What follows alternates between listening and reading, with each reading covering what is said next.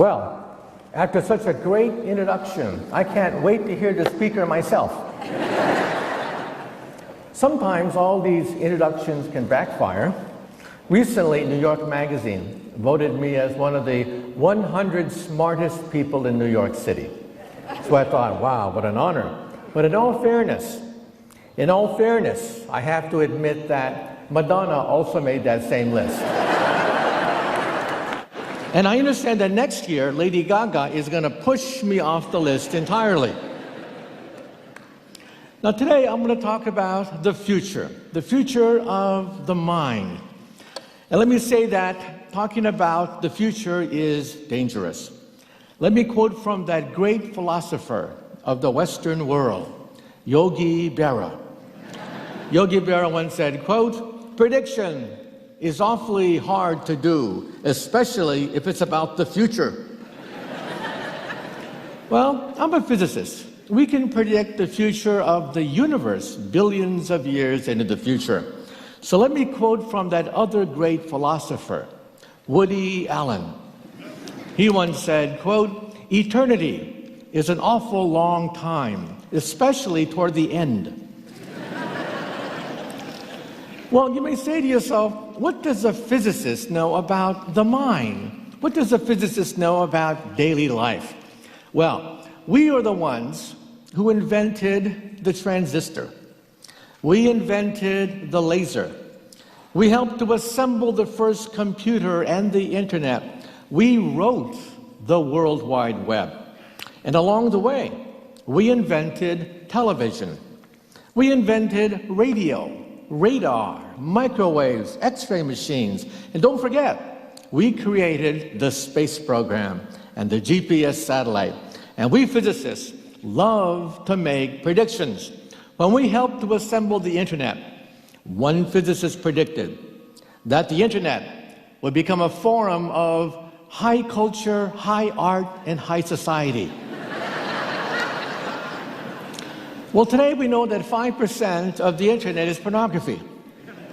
But that's because teenage boys log on to the internet. Just wait until the grandmas and grandpas log on to the internet. Then 50% of the internet will be pornography.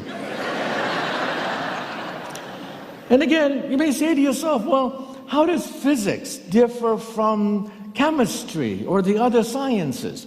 Well, let me tell you a little story.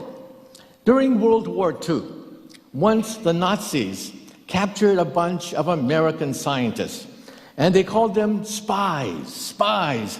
And so they were about to be executed by firing squad. There was a geologist, a physicist, and a chemist about to be shot by the firing squad, by the Nazis. Well, they lined them all up.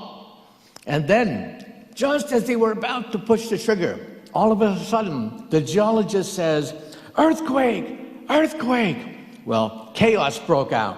And then in the chaos, the geologist snuck away. Well, now it was just the physicist and the chemist. They were lined up in the firing squad. And then suddenly the physicist said, "Lightning! Lightning!" Well, in the chaos, the physicist sneaks away. Now it's just the chemist. So they line up the rifles, and all of a sudden the chemist says, "Fire! Fire!"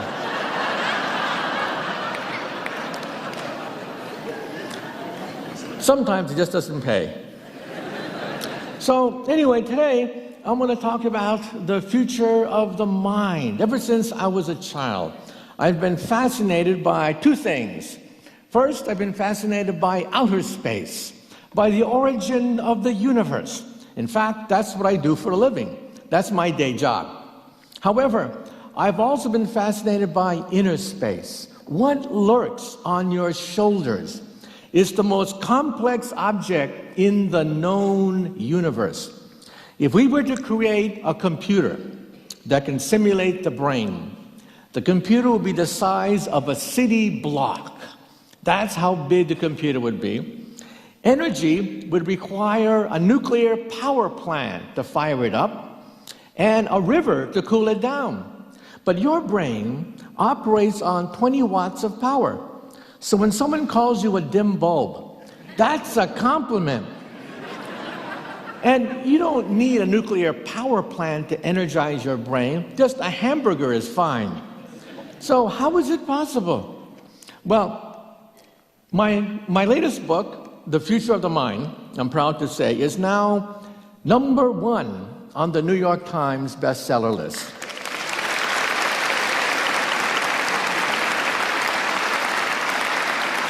So I'm not the only one fascinated by the mind, because the book is now the #1 hardcover book in the United States. But my previous book was also a bestseller, Physics of the Future. In fact, they tell me this is the first time in world history that the word physics entered the New York Times bestseller list. And I did it twice. In Physics of the Impossible, I even go 500 years into the future, when we have starships, teleportation, maybe even time travel. And I answer the question, what happens if you go into a time machine? Go back in time to meet your teenage mother before you're born, and she falls in love with you. Well, if your teenage mother falls in love with you before you're born, you're in deep doo-doo if that happens. So let us talk about the two greatest mysteries in the universe, the origin of the universe and what's sitting on your shoulders, inner space and outer space. And last year, the politicians got wind of the excitement. We've learned more in the last 5 to 10 years about the mind than in all of human history combined. President Barack Obama last year got wind of this, and in his State of the Union address announced the Brain Initiative. Just like the Human Genome Project changed the course of medicine, giving us a disc with all our genes on it, Obama announced the Brain Initiative. With the Europeans, $1 billion, that's billion with a B, not an M, will be devoted to creating a map of the brain. Just think of it. We will have the genome and the connectome, all the neural connections of the mind on a disc. The short-term goal is to cure mental illness. Mental illness has been with us since biblical times. Even the Bible mentions mental illness. But if we have the connectome and we have the genome on 2 discs, then in some sense, if you die, you live forever. You live forever in some sense because your personality, your memories, your wants and desires are coded inside a disc. So when I was a kid, I was fascinated by telepathy, reading minds, telekinesis, moving objects with the mind, recording memories, uploading memories, photographing a dream. Believe it or not, we can do all of the above. And you will see that in today's slideshow. But when I was a kid, I used to try to read people's minds. I tried real hard to move objects with the mind. I finally came to the conclusion that maybe there are true telepaths that walk the surface of the earth, but I wasn't one of them. And then in science fiction, of course, it's full of telepaths. These are things that we can now do in the laboratory. Things that we can only dream of, we now do in the laboratory. And even recording memories and uploading them. Hollywood is always ahead of us. This is the movie The Matrix. When even reality itself is a memory uploaded into the mind. So let me ask you a question. Late at night, just before you go to sleep, late at night, have you ever had that weird sensation that maybe life is an illusion? Maybe it's just a memory uploaded into your mind like the Matrix, and you are the only one that's real. And in some sense, someone is testing you to see whether you're smart enough to figure out that you're the only real one. Ever had that weird feeling? Raise your hand if you ever had that feeling. Well, you're crazy. You think you're the only one in the universe?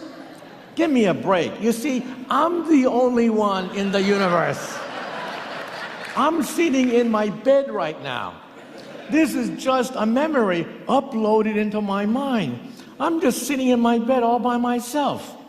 Well, Hollywood, of course, is always ahead of us. And when it comes to uploading memories, no one can do it better than the former governor of California. The former governor of California had the memory of being married to Sharon Stone uploaded into his mind, and look what happened to him. This is Total Recall. And in Total Recall, Arnold Schwarzenegger is the good guy. For 99% of the movie, he's the good guy. You identify with him. He's the hero. And in the last minutes of the film, you find out he's actually the bad guy, with good guy memories uploaded. It's the only movie I know where he's both the hero and the villain simultaneously. And then we have Iron Man comics and the movies, exoskeletons. We can now do this in the laboratory. In fact, the Pentagon realized that there are thousands of wounded warriors from Iraq and Afghanistan. They are now connecting the brain directly to a mechanical arm and exoskeleton, bypassing the spinal cord totally. We can now do this in the laboratory. And then, why not live our life through an avatar, a surrogate? Surrogates have perfect bodies. They're superhuman in strength. They're perfect. They're gorgeous. Why not live our life through a surrogate or an avatar? This could be the future of the space program. Outer space is dangerous. Ever see the movie with Sandra Bullock, Gravity? Whoa.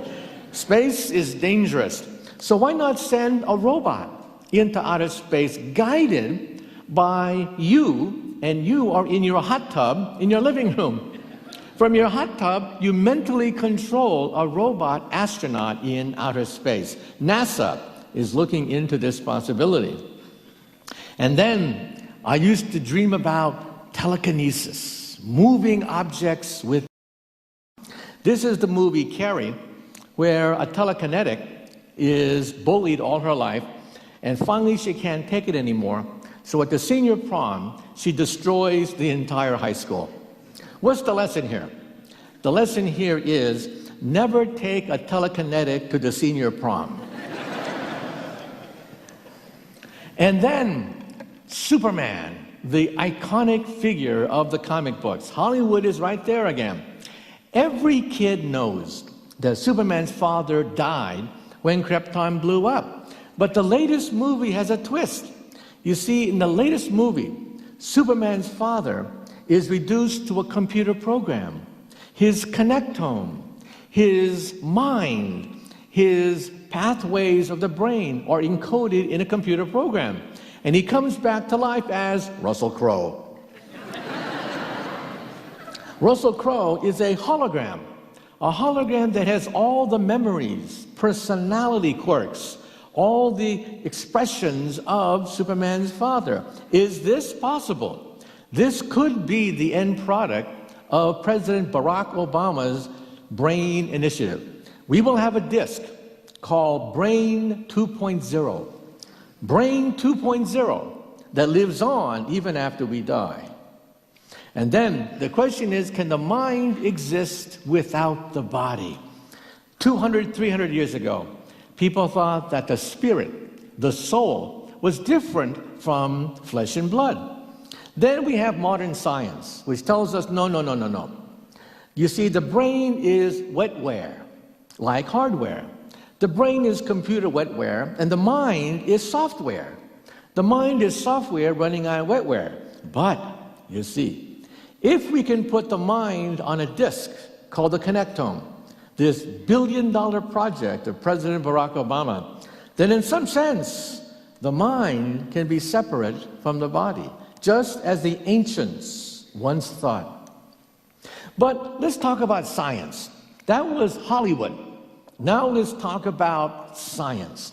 Because of physics, we can now peer right into the thinking process of the mind. With MRI scans, we can actually see thoughts ricocheting across the mind like a ping pong ball. We can actually see mental illness in action. This is a brain scan. On the left is the brain when you tell the truth. The red areas represent blood flow, which is very easy to measure with an MRI scan. When you tell the truth, nothing happens. But when you tell a lie, yes, when you tell a lie. First, you have to know the truth. Then you have to create the lie. Then you have to calculate the consistency of the lie with all the other lies you've been telling all these years. That's a lot of brain power. Your brain lights up like a Christmas tree. And now, if you take a look at the brain, look at it from the point of view of evolution. Our brain is like a museum. Look at the back. The back part of the brain is the most ancient part of the brain. It's called the reptilian brain. When you are in a car accident and you get whiplash back here, sometimes you lose your sense of balance. Because what's back here is the most ancient part of the brain, the reptilian brain. Then in the middle is the monkey brain, the brain of emotions, the brain of social hierarchy, hunting in a pack, forming coalitions, understanding the intentions of other people. That's the center of the brain. Then the front of the brain is the thinking brain. That is the brain of humans. Now that we have brain scans, we can test old wives' tales to see whether these old wives' tales about the mind are true or not. For example, many people, many parents, when they look at their teenage children, are thoroughly convinced that teenagers are brain damaged. Yes, teenagers are brain damaged. You can actually see that with brain scans. It's amazing. The prefrontal lobe is not fully formed in teenagers. So the next time you argue with your teenagers, you know he's brain damaged. Okay? Another old wives' tale is that when a man talks to a pretty girl, he starts to act stupid. Well, it's true. You look at a brain scan of a man talking to a pretty girl, and blood drains from the prefrontal cortex. Men act retarded, stupid. It's absolutely true. You can see that with brain scans. So old wives' tales can now be tested against science. And then, if you were to cut the brain horizontally, you have two hemispheres, on the left and the right hemispheres, and different parts of the mind are connected to different parts of the body. If you electrify this part of the brain, it doesn't hurt at all. The brain has no pain sensors. The brain cannot feel pain. If you hit this part of the brain with an electrode, then your opposite hand moves. You hit this with electricity, then this part of your hand moves. Now, it turns out that in epileptics, we have to cut the connection between the left and the right hemispheres. And then something bizarre, something mysterious begins to happen. When you cut the connection between the left and the right hemispheres, gradually two personalities begin to emerge. Two different minds in the same brain begin to emerge. We see this. All of a sudden, you want to do one thing with your hand, and then your other hand goes like this, okay? In one documented case, one half of the brain was an atheist. The other half of the brain was a believer. Now, in the future, I'm sure that we're going to find a brain such that one half is Republican and the other half is Democrat. And can you imagine going to the polling booth and they have to hit the switch, and all of a sudden there's this struggle. There's a struggle between the left and the right over pulling down the switch? Yes, this could actually happen because we now have brain scans, not just superstitions about the mind. Now, in the old days, back in the 1950s, you had to put on this awkward helmet.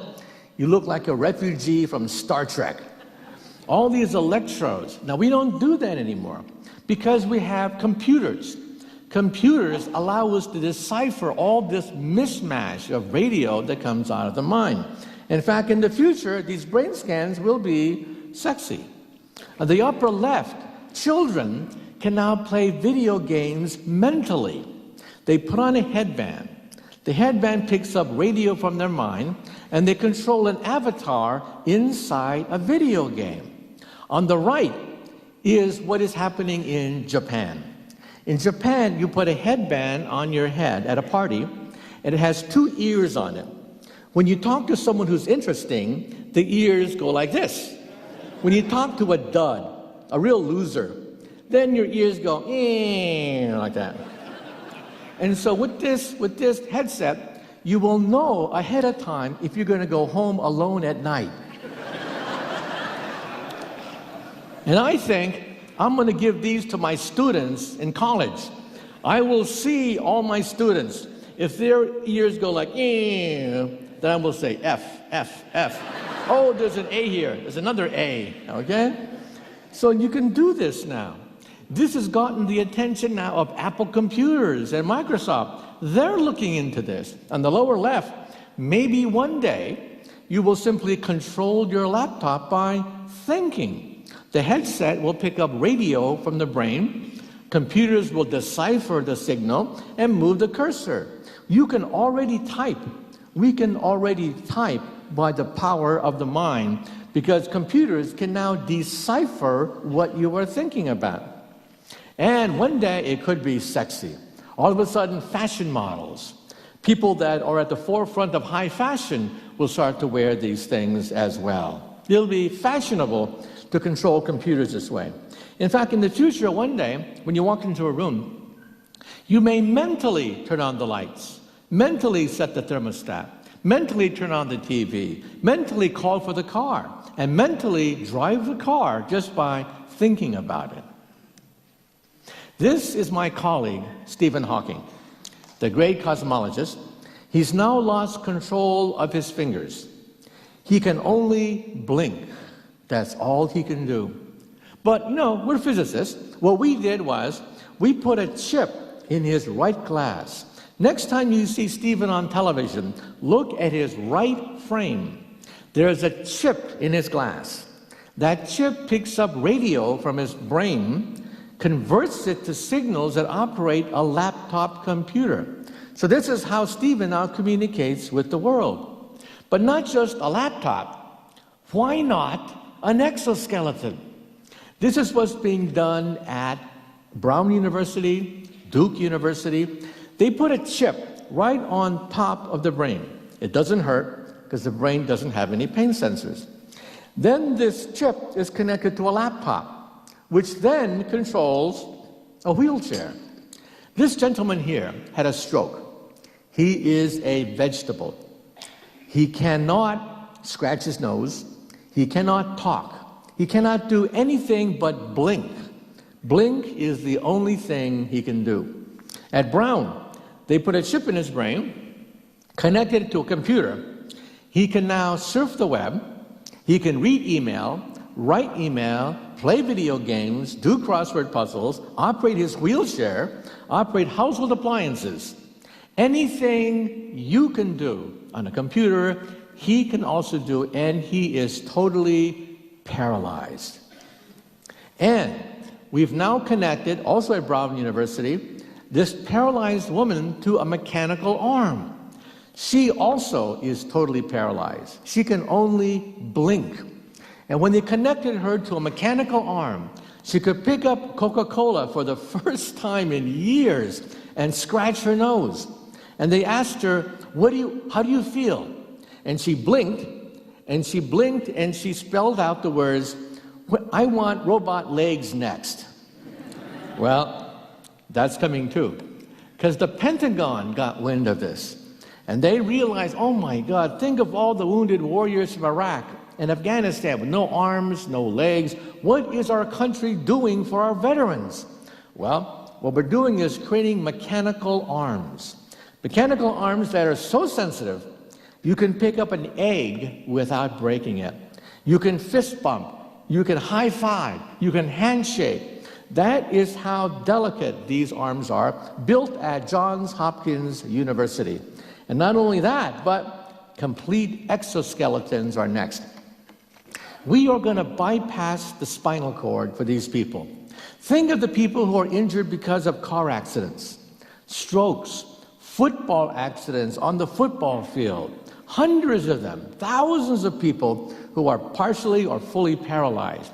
We're going to make sure they walk again by bypassing the spinal cord. Now, at Duke University, there's one scientist from Brazil. He's creating this exoskeleton for somebody who is totally paralyzed so that he can start the World Cup soccer games in Brazil. So the next time you watch the International Soccer Cup games in Brazil, they will be initiated by somebody who is a vegetable, totally paralyzed with an exoskeleton. And in Japan, they're looking at surrogates, avatars, like the movie Avatars. In the movie Avatar, you are in a pod and you control mentally another being. This is now Japan, where we have a robot connected to a man with electrodes, and he controls the robot. This could be the future of police work, firemen, emergency work. People put their lives on the line for dangerous jobs. Why not have a robot do it? And it could also be the future of education. Surrogates will one day be in the classroom. This is a surrogate. It shows the picture of somebody who is sick in bed. The teacher looks at the surrogate and sees the face of the pupil who is sick in bed, and the pupil in turn sees an image of the teacher while the student is sick. Remember when we were young, we used to play hooky? Those were the good old days, right? They're gone. Isn't the future wonderful? We'll never be able to play hooky again because the teacher always knows every single day there's the surrogate right there in that chair. And the brain is connected to the eyes, so why not use the eyes as a direct way to input information into the brain? This is the future of the internet. The future of the internet is to be in your contact lens. You blink and you go online. And who are the first people to buy internet contact lenses? College students taking final examinations. My students will blink and they will see all the answers to my exam right there in front of them. And who's the second person to buy internet contact lenses? President Barack Obama. So he doesn't have to have these damn teleprompters giving his speech whenever he gives a speech. Who's the third person to get internet contact lenses? Vice President Joe Biden, so he never says anything goofy again. And Valentine's Day. Think of all the Romeos who are tongue-tied. They can't say roses are red, violets are blue. Think of all the Romeos who can't get a poem off the ground for their loved one. In the future, all the tongue-tied Romeos will have beautiful words emanating from their mouths right out of a poetry book, because it is right outside of a poetry book. NASA is interested in this because astronauts in outer space, they have to see the blueprint. They're in outer space, for God's sake, and there's no blueprint. They'll see the blueprint right there in your eyes. These contact lenses, by the way, will also recognize people's faces. So when you bump into somebody, you'll always know who they are. How many times have you been at a conference like this and you bump into somebody and you say, I know this person. I know that it's Jim, John, Jake. Who is this person? In the future, your contact lens will say, it's Jim, stupid. You want to see his complete biography next to his name? You see him every time there's a meeting here at Rainy Day Books. And let's say you're looking for a job. You're at a cocktail party. And you know there's some very important people at that cocktail party, but you don't know who they are. In the future, you will know exactly who to suck up to at any cocktail party. Husband and wives will connect their contact lenses together. How many times has the husband or the wife gone shopping and bought the wrong thing? Go back and return that apple. The apple is rotten. In the future, you'll see what your husband or wife is saying, and you'll say, no, don't buy that apple. No, buy this instead. And so surrogates will repair damaged reactors, like in Fukushima, put out fires, explore outer space, and you will be in a hot tub mentally controlling all these gadgets. So computerized prosthetics could enhance the human body. And next is uploading memories. This was once considered science fiction, but now we do it. Last year at Wake Forest University in North Carolina and also in Los Angeles, they took a mouse, trained the mouse to drink water from a bottle, and then they recorded the memory in the hippocampus. The hippocampus is that red thing in the middle of the brain. They recorded that memory. Later the mouse forgot, but then they reinserted the tape recorder back into the hippocampus, and bingo, the mouse remembered. This is the first time in world history, just last year, that we recorded a memory and played it back, uploaded that memory into a mouse. Next, primates. Very soon now, we're going to record memories of a monkey, perhaps eating a banana. Record it, and then shoot it back in, and the monkey will remember everything that it forgot. Next, Alzheimer's patients. We are going to create a brain pacemaker for Alzheimer's patients. That's the short-term goal. We're going to create a button. You push the button, and the memory of who you are, who your children are, where you live, where you left your keys, will be inserted back into your mind. And who knows, even beyond that, maybe you'll push a button and you'll insert the memory of a vacation that you never had. Or if you're a college student, think of all the courses you flunked in college. Maybe we'll be able to upload some of that information. And workers who get laid off because of technology, maybe they'll upgrade their skills, not by going to a community college, but by simply uploading the memory. So the hippocampus is the gateway to memory. Now, when the hippocampus is damaged, like in a stroke, then you cannot form long-term memories. There's a sad case of a guy named Mr. Malayasan. His hippocampus was damaged in surgery. When you greet him, he would say, hello, how are you? And then he would forget. He would forget that he met you and start all over again. Hello, how are you? And he would do this for decades. For decades, he would repeat the same memory over and over again. Late in life, he saw himself in a mirror, and he was shocked to see an old man in the mirror. And he said, that can't be me. I'm a young man. I'm young. And then he would forget the memory of seeing himself as an old man. And he'd go back to saying, hello, how are you? This is so bizarre that 2 Hollywood movies were created about him. One is 50 First Dates with Drew Barrymore, and the other one is Groundhog Day with Bill Murray. And then the question is, can you photograph a thought? Now, normally you would say, what's more ephemeral, fleeting than a thought? Well, at Berkeley, where I got my PhD years ago, we can actually do it. You put somebody in a brain scan. The brain scan converts the image of your mind into 30,000 dots. Now, that's an MRI machine today. Very awkward. You can't brain scan yourself every day. But on the right is the world's smallest MRI machine. It's only this big.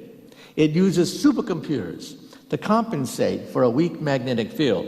And according to the laws of physics, how small can you make a huge MRI machine? The answer is, according to the laws of physics, we can make an MRI machine this big. Your cell phone will have more computer power than a university hospital today. Your medicine cabinet will have more medical knowledge than a university hospital today. So here's how we do it. We take the brain, put it in an MRI scan, and the computer spits out 30,000 dots. Each dot represents electrical activity of the brain. Then a software program analyzes these 30,000 dots and prints out a picture. These are some of the first pictures of a thought. On the left is Steve Martin. This next to it is the image of Steve Martin as seen through your brain. It's not perfect because it's only 30,000 dots. A picture may have 1,000,000 pixels. But hey, the fact that we can do this at all is amazing. This is a picture of an elephant, a person, and an airplane. And then the computer image generated by a computer. Then what you do is you put this person in an MRI machine and you have him go to sleep. And when he sleeps, he dreams. And the computer program just keeps on going. Some of the first crude pictures of a dream came out last year. In the future, you may wake up, push a button, and see the dream that you had the previous night. And then in Germany, they did something amazing. According to Old Wives' Tale, some of us have lucid dreaming abilities. We are conscious when we dream. We can actually change the course of a dream. We know we are dreaming while we are dreaming. This is called lucid dreaming. Now, how many people in this audience have ever experienced any dream, even once, where you knew you were dreaming? Look at that. Well, it turns out that this Old Wives' Tale is true. In Germany, at the Max Planck Institute last year, they brain scanned a lucid dreamer and he controlled the direction of his dream, and we followed it with an MRI scan. It is absolutely true. So maybe one day, Leonardo DiCaprio's movie Inception is not so far-fetched after all. And then, the big one, mental illness. This is why President Barack Obama and the European Union want to dump $1 billion to find out how the brain is miswired. It turns out, for example, that many of our leading figures, actors, actresses, composers, musicians, have suffered from bipolar disorder. On the upper left, for example, is Margot Kidder.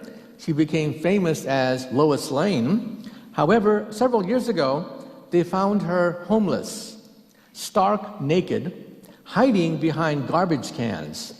And it was revealed that she suffers from bipolar disorder, as many actresses and famous actors suffer.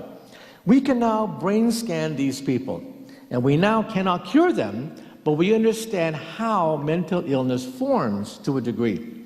Schizophrenics, for example, hear voices. If you want to see a schizophrenic, just go downtown. See the homeless, and you'll see people talking to themselves. That is classic schizophrenia. And when you brain scan these people, you find something very interesting. The left part of your brain generates voices. You talk to yourself. We all talk to ourselves all the time. But the front part of your brain, the conscious brain, is aware of it. And these people, when they have voices racing through their mind, the left part of their brain lights up, but the front part of the brain is unaware of it. In other words, they are talking to themselves without their permission or their knowledge. Now, if you one day heard a voice inside your brain that was outside of your conscious control, you'd think you're going crazy, right? Well, that's what we have here. We can actually see that now in these people. And we can now even go into history. Joan of Arc was perhaps one of the most legendary figures in all of ancient history. A teenager who changes the course of a war, changes the course of European history, because she said she talked to God. We're not sure But it turns out that if you have epileptic lesions in your brain, some of them, about 10-20%, become hyper-religious. You see ghosts, demons everywhere. And we think that perhaps the prophets of old, got hit on the head, and they began to see ghosts, demons everywhere. And we think Joan of Arc suffered from this, and you can actually induce this artificially. You could put on a helmet that shoots radio, duplicating this effect, and you feel that you're in the presence of God. This is called the God helmet, where you put on a helmet and you feel that you're in the presence of God. So, scientists, being scientists, decided to put a nun and an atheist inside the God helmet to see whether you can change their beliefs. For the atheists, they chose Richard Dawkins. So Richard Dawkins, the atheist biologist, he put on the helmet, and then a nun put on the helmet, and they asked, did this change your religious beliefs? And Richard Dawkins says, no, he's still an atheist. And they asked the nun, does this change your belief, the fact you can induce religious feelings? And she said, no. You see, God created us with a telephone in our brain so that we can communicate with God. So the scientists were unable to change anyone's religious beliefs. Some days you can't win. And then the question is, what about super genius? What about people who are off scale, have fantastic photographic memory, artistic and mathematical abilities? It turns out that there was a boy who had a bullet go through the left temporal lobe. There was a man who dove into a swimming pool, hit the left side of his head on the bottom of the pool, and afterwards, both of them became super mathematical geniuses.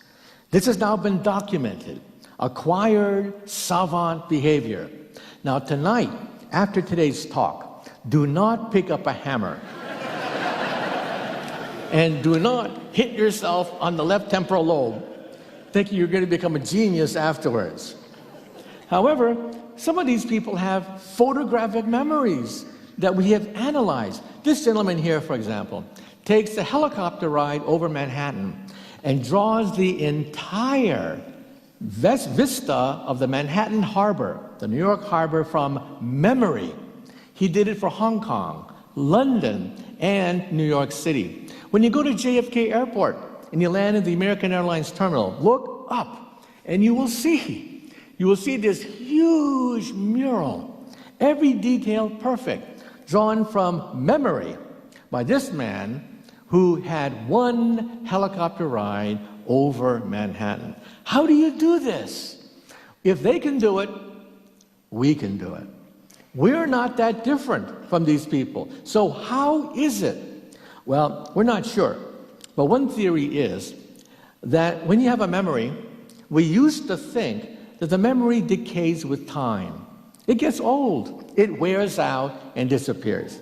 We don't think that anymore. We now believe that forgetting is a very complicated biochemical process.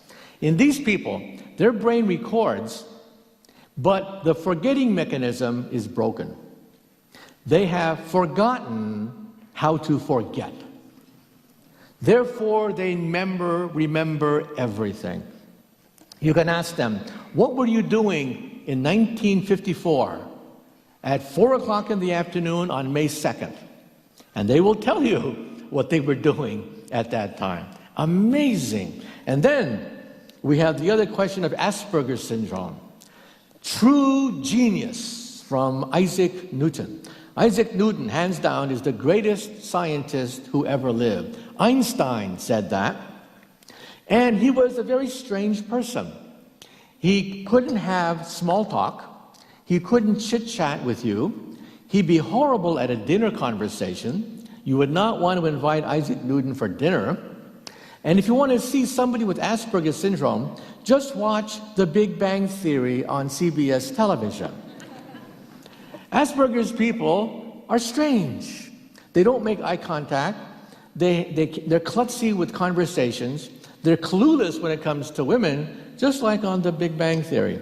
But yet, some of the greatest Nobel Prize winners, like Paul Dirac, suffered from Asperger's syndrome. And then there is true genius of modern times, Albert Einstein. Did you know that we have Einstein's brain?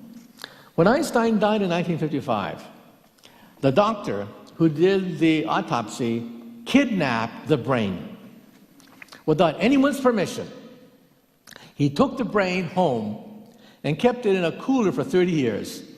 It was sitting in his living room underneath some books for 30 years. One day he drove across country and put Einstein's brain in a mayonnaise jar. Einstein's brain went through a lot of problems over decades because this man said this is a piece of history and he cannot cremate it. And he took it home, but he didn't know what to do with it. Now it's at Princeton University, and in my book I even have a chapter analyzing the greatest brain of modern times. But what about Sigmund Freud? Well, believe it or not, we can now reanalyze Sigmund Freudian psychology from a modern point of view. Sigmund Freud, many people think he was a crackpot. Crazy, superego, id, unconscious mind. How do you measure those things? Now we can. With brain scans, you can actually see that there is a pleasure center at the center of the brain. There is a libido, a part of the brain that governs pleasure, just like Freud said. In fact, if you take a mouse and hook electrodes to the nucleus accumbens, the pleasure center, and hook the electrodes to a telegraph key, the mouse will hit the telegraph key twice a second until it starves to death. So they went to dogs, cats, and even up to a dolphin. They hooked a dolphin up to the pleasure center so that when a dolphin swam forward, it would hit an electrode to stimulate its pleasure center. Well, the dolphin would hit the electrode twice a second until the dolphin realized, I am dying. I will die. I am starving to death.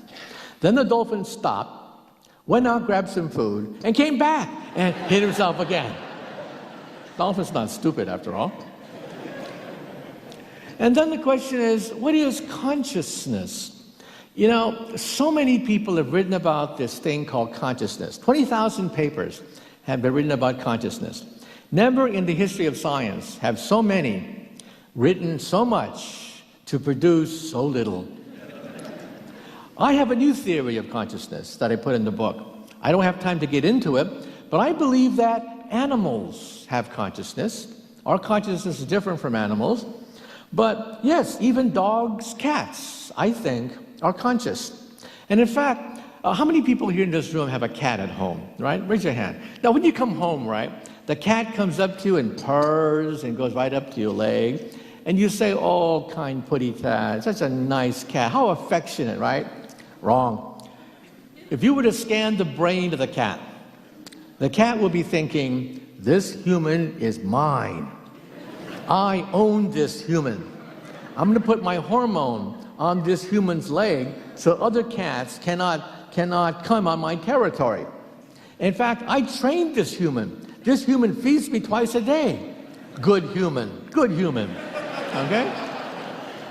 That's what's going on in the cat's consciousness. And why are cats loners?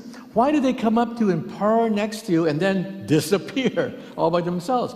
Because they're descended from the wildcat. The wildcat is a solitary hunter. They do not hunt in packs at all. They're used to being alone, just like Greta Garbo. They want to be alone. Now, how many people in this room have a dog? Raise your hand. Oh, wow, even more. Well, when you come home, the dog jumps at you and slobbers all over you. Why? Because the dog thinks that you are a dog. Except you are top dog. You're the alpha dog. They are the underdog. Because dogs are pack animals. They hunt in groups. There's a pecking order, a very rigid pecking order. Who eats first? The alpha male. Who eats last? The delta male. And that's why dogs are, quote, man's best friend, because they actually think that you are a dog. And why do dogs like to be with people? Because they're pack animals. They like to hunt in groups. I think, however, that the lowest state of consciousness is a thermostat. 1 unit of feedback. That's what I call 1 unit of consciousness. Even thermostats, I believe, are conscious. The unit of consciousness is a thermostat. A flower has maybe 10 units. It registers water, sunlight, gravity, moisture, carbon dioxide. So a flower may have 10 units of consciousness. And then, as I said before, the back of your brain is the reptilian brain. It understands space. It knows where it is located. It knows where the prey is, but not much more. So that's level 1 consciousness, space. It understands its location in space. Then level 2 consciousness, monkey consciousness, the monkey brain located at the center of your brain. This is the brain of emotions, the brain of social hierarchies, the brain of pecking orders. And then level 3, what makes us different? We see the future. Animals do not. Animals have no conception of tomorrow. They don't plan for tomorrow. When it gets cold, they hibernate because it's instinctive. When it gets cold, we pack our bags, we winterize our home, we fret about, all sorts of things. We see the future. We daydream. We plan, strategize. Animals don't. Animals have no conception of time. That is, no conception of tomorrow. Now, if this theory is correct, I have to explain everything about the mind, including things as ephemeral as humor. You may say to yourself, humor is so spiritual, so much out there that you'll never be able to explain it in a theory of consciousness. I don't think so. Why is a joke funny? A joke is funny because you hear something and then you complete the ending. Your brain is a prediction machine. It constantly predicts the ending. You have no choice. So when you hear a joke, your brain completes the ending. And then when you hear the actual ending, it's different. And then you laugh, and that's why things are funny. For example, let me give you an example. Teddy Roosevelt's daughter was one of the gossip mongers of the White House. She loved gossip. And she's famous for saying, quote, "If you have nothing good to say about other people, then please come sit next to me." W.C. Fields was asked a question about young people, educating young people. And he was asked the question, "Are you in favor of clubs for young people?" And W.C. Fields says, "Am I in favor of clubs for young people? Yes, but only if kindness fails." And then the Bible says, the point is, the Bible says, "Do unto others as you would have them do unto you, except do it first." Now, why are these quotes funny? Because when you hear the expression that your mother taught you, that if you don't have anything nice to say about somebody, then don't say anything at all, right? You complete the dots. You have no choice. Your brain is a prediction machine. But then when the punchline is, "Then come sit next to me," it's funny because you didn't expect that. So I say that even humor can be understood in my theory of consciousness. Now, we're running out of time, so I'll skip the discussion of robots, other than to say that robots are level 1. Robots are like alligators. They're not much more intelligent than alligators. Slowly, we're beginning to create emotional robots, but robots today are still pretty stupid. The most advanced robot is built in Japan. Asimo, you saw a picture of him earlier. Asimo can run, walk like a little boy, climb up stairs. Asimo, the world's most advanced robot, can even dance. In fact, he dances much better than me. I've been on a number of TV specials with Asimo. He dances better than me every time. So I interviewed for BBC the creator of the world's most advanced robot. And I asked the inventor, how how smart is the world's most advanced robot? And he said on camera, he said, Asimo, my creation, is as smart as a cockroach, a retarded cockroach, a lobotomized, stupid, retarded cockroach. We have a long ways to go before robots become smarter than us. And let me wind up by saying that, yes, President Barack Obama has this brain initiative to create Brain 2.0, a copy of the brain to understand why it's miswired. Why do we have mental illness? But if we can understand the wiring of the brain, then perhaps we will also have a form of immortality. Then the question is, when you die, do you live forever? Well, to paraphrase Bill Clinton, it all depends on how you define the word you. Are you wetware and software? If so, that when you die, you die. Or are you information? If so, then information can double every 18 months. This is Moore's law. This is the rate at which computers are going in sophistication. For example, when you get a birthday card in the mail, you open it up and it sings. It sings, "Happy birthday to you." There's a chip in that birthday card. That chip, according to this chart, has more computer power than all the Allied forces of 1945. Hitler, Churchill, Roosevelt would have killed to get that chip. And what do you do with it? You throw it away in the garbage. If Hitler had that chip in 1940, we might all be speaking German here today rather than English. And then look at 1969.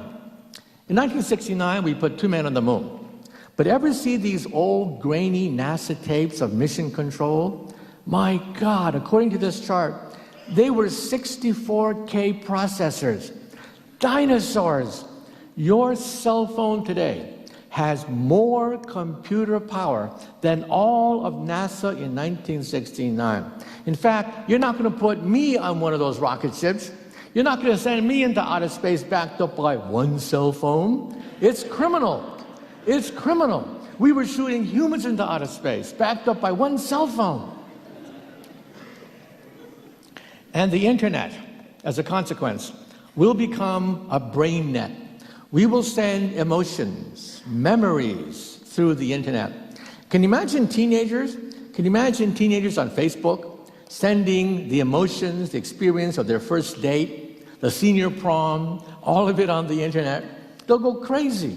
The movies could have total immersion entertainment, not just a flat screen with sound, that's the movies of today, but total internal, total emotional content. And perhaps in the far future, now we're talking the next century, if we have the connectome, a disk with your memories, your thoughts on it, perhaps we can send it into outer space. In fact, we can send it on a laser beam at the speed of light. This may be the way to explore the galaxy, to send our connectome into outer space at the speed of light on a laser beam to explore the universe. So now, let me close on a note, and then I'll take some questions from the audience, and then I'll sign your books. And just remember, after I sign your books, you can go to eBay and make money and auction them off. But let me end on one last note. When I was a child, I had a role model, and I idolized Albert Einstein. And my favorite Einstein story is this. When Einstein was an old man, he was tired of giving the same talk over and over again. So one day his chauffeur came up to him, and the chauffeur said, "Professor, I'm really a part-time actor.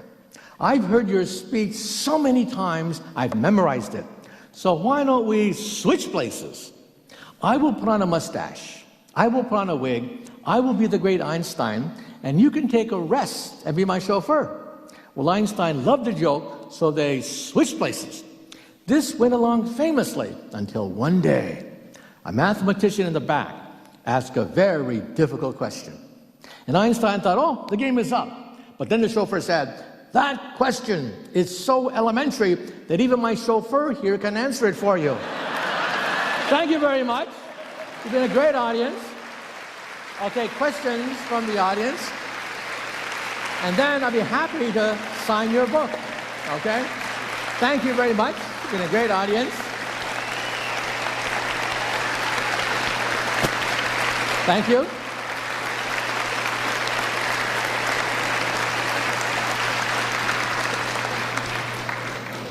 So we have some time for Q&A. You can make the questions as hard as you want. And afterwards, please line up in an orderly fashion. I'll try to sign as many books as I can, and we'll have pictures taken as well. Okay? So people are going to line up, and we have microphones in the audience. So here's your chance to talk back. Okay? So come on up. Yeah. Yes, Doctor. I was wondering how far-reaching you think the effects of Fukushima are going to be on Japan and the Hawaiian Islands and the rest of the Pacific. Okay, the question is Fukushima. How long are we going to experience the agony of 3 simultaneous meltdowns in northern Japan? We have the answer: 40 years. According to the utility, TEPCO, Tokyo Electric, it'll take about 40 years to begin the process of dismantling the reactor. And the accident is not over at all. A small earthquake, it'll send the accident starting all over again. You'll realize that the reactor is so radioactive, workers cannot even get in for more than just a few minutes at a time. They sent in robots. Robots are not smart enough to work in high radiation fields. Total failure. In fact, the Pentagon, the US Pentagon, has made it a priority to create robots that can turn a screw, robots that can use a hammer, robots that can use a saw. We don't have those robots yet. And so the next thing they want to do is to insert cameras into the water to see where the melting is. It's so bad, we don't even have a picture. We don't even have a picture of the melted core. We know it's 100% melted. And the water, the radioactive water builds up. Swimming pools. When you visit Fukushima, you see all these swimming pools of radioactive water. The agony is unending. And so just remember that it will take 40 years to clean up that nuclear accident. So Japan, after World War II, made a Faustian bargain. Faust was the legendary figure who sold his soul to the devil for unlimited power. Japan said, we will go nuclear because we have no oil or coal, but there's a price. There is a price you have to pay, and that is you sell your soul to the devil. But anyway, let's move on to other questions you may have. Let's go to the next person. Yes, next. I just wanted to thank you for coming by to Kansas City. And I wanted to ask, you've been such an inspiration on the fact that you started at such a young age wanting to be a scientist. And of all the people that you've met in the different respective fields, do you find that being the standard about everyone starting very, very young? Or do you see someone that maybe came in like at an older age wanting to switch over into a field of science? Okay, the question was, is it advantageous to start interested in science when you're very young? Well, you can be interested in science at any age, but it does help to be young. I've interviewed, about 500 scientists in my time for BBC television, for the Science Channel. I have my own radio show, which goes out to 130 radio stations across the U.S. every weekend. And I always ask them the question, when did it start? When did you get interested in science? And they always say the same thing. When I was 10. When I was 10, it was a telescope, a microscope, a chemistry kit, a visit to the planetarium, an astronomy book. Something set them off. Because before 10, everything is mommy and daddy, mommy and daddy, mommy and daddy. After 10, kids begin to ask, what is beyond mommy and daddy? And then they get this existential shock, this epiphany, realizing how huge and glorious and splendorous the universe is. And then kids just eat it up. They want to know everything about physics and chemistry. They want to know why the sun shines. They want to know everything. And then they hit 15, and it's all over. What is the greatest destroyer of scientists known to science? The greatest destroyer of scientists is junior high school. You see, we're all born scientists. We're born wondering, where did I come from? Why does the sun shine? Why do the stars twinkle? We're born that way until we hit junior high school. And then it is crushed out of us. All of a sudden we have to memorize useless facts, figures that don't amount to anything. All of a sudden we're called nerds by our friends. All of a sudden it's hard to get a date. All of a sudden the hormones are kicking in. So it's difficult. And then in high school you have this pyramid. This pyramid where you have the beautiful people on top, the jocks and the cheerleaders. I have nothing against them, but there is a pyramid in high school immortalized by Hollywood movies. But Hollywood never tells you that as soon as you graduate from high school, that pyramid turns upside down. They never tell you that. Look at Bill Gates, look at Steve Jobs, look at Mr. Zuckerberg. These are billionaires, leaders in innovation technology. They were at the bottom of the pyramid when they were in high school. Okay, let's take it next.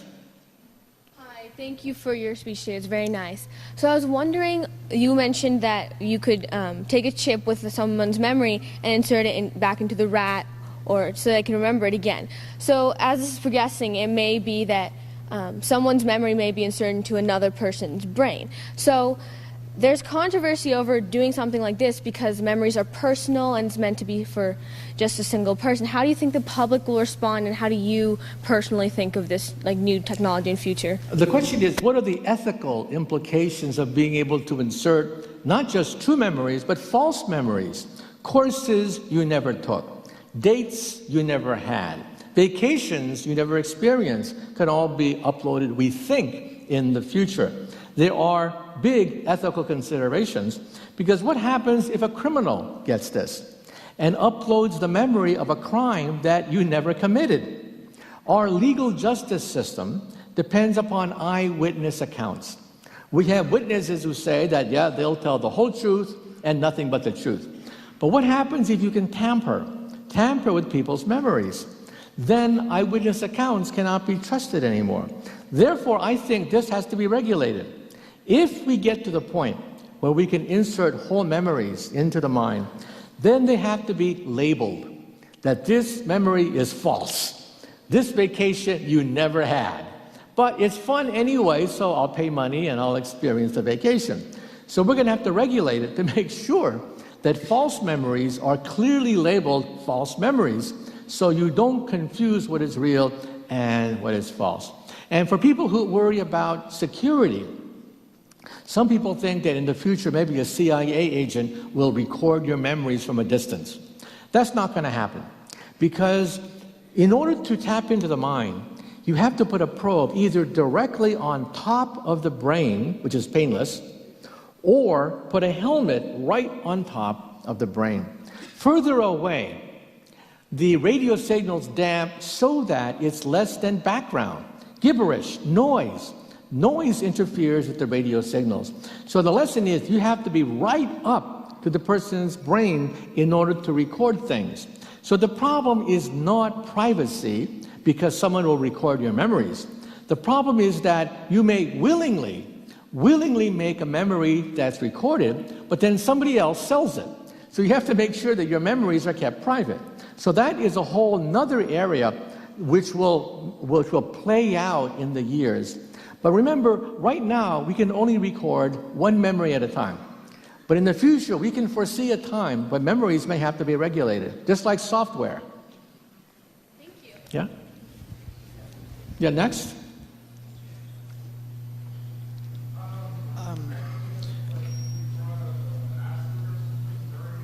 You were talking about how you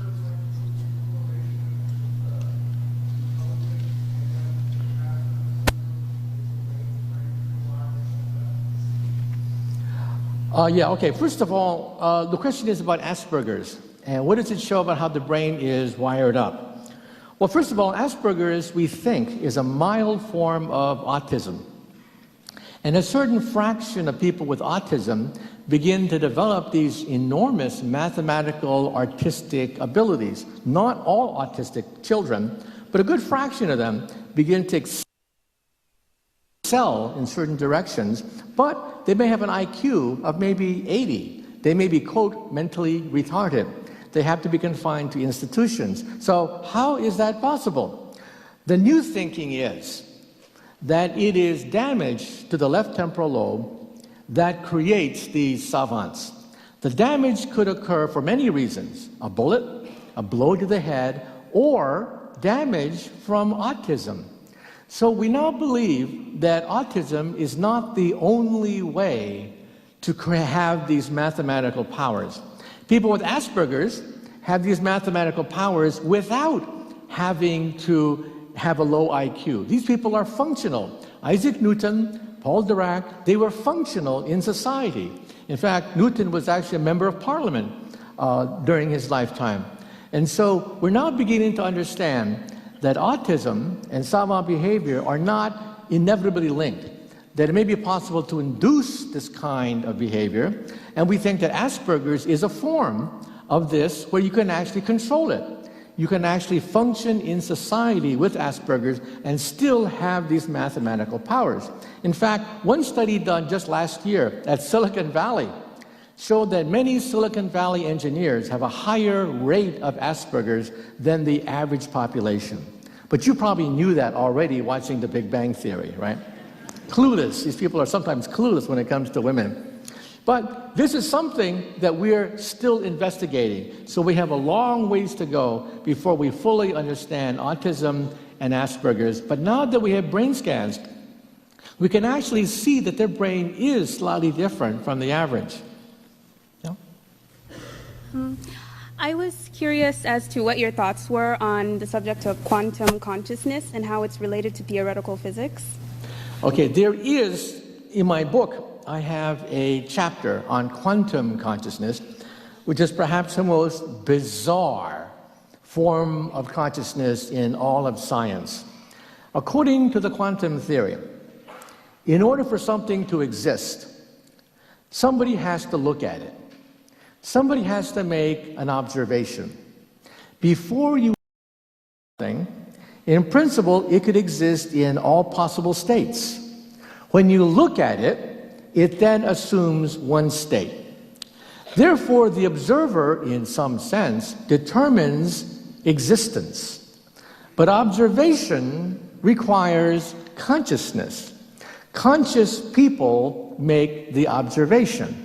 So the greatest paradox in all of science is the cat problem, the Schrödinger cat problem. If I have a cat in a box, and I don't open the box, the cat could be either dead or alive. So how do we physicists describe a cat that you cannot observe? Well, we add the dead cat to the live cat. We add the two waves together. So the cat is neither dead nor alive until you open the box. Now, Einstein thought, this is stupid. I mean, how can you be neither dead nor alive at the same time? Well, what can I say? Einstein was wrong. Electrons can be spin up or spin down. Electrons can be here or there at the same time. So this is the greatest paradox in all of science. How do you resolve the fact that you can have dead cats and live cats simultaneously exist in another state before you make the observation? And if you ever find the solution to this puzzle, tell me first. Nobel Prize winners debate this question. There is an alternative. The alternative vision is that the universe splits in half. In one universe, the cat is dead. In the other universe, the cat is alive. And universes keep splitting into other universes. And that theory seems to be the one preferred by string theory. And then this lends us to the last question. And the last question is, is Elvis Presley still alive in another parallel universe? Well, the answer is possibly yes. Possibly yes. If this theory is correct and the universe splits, then perhaps in one universe the king is still alive. Well, let's take one last question because I have to get to signing your books and I have to get toward getting photographs taken care of. One last question, okay? Yeah. Oh, look at that superhero on his t-shirt. Thank you. My question was, if you could put someone's thoughts and stuff onto a disc, could you like build them a robot body and just put them in there and they could just live out their daily lives in a robot body? Okay, if you can put the mind onto a disc, the question is, can that disc then be put into a robot? And then you would have superpowers. This is something that cannot be ruled out. If one day, this is far in the future, we put all our pathways of the brain onto a disc and put this disc into a robot, the robot could be perfect. The robot could be handsome, gorgeous, beautiful, superhuman, with the powers of a cyborg and look just like us, except have superpowers. This is something that cannot be ruled out. This is called Homo superior. However, I should point out, Homo superior is 100 years away. So we're not going to see it in our lifetime, okay? However, it is something that you cannot rule out. The fact that maybe these surrogates, maybe we'll live our life as surrogates, and that's what the movie Surrogates, starring Bruce Willis, was all about. In that world, people prefer to live in superhuman bodies. They don't want to go back to being human anymore. They prefer to be superhuman. And then, of course, because it's a Hollywood movie, Bruce Willis messes it all up and turns off all the superhuman bodies at the end. Okay, anyway, thank you so much for being here today. And what I want to do now is to sign your books, okay? You've been a great audience. Thank you so much, okay?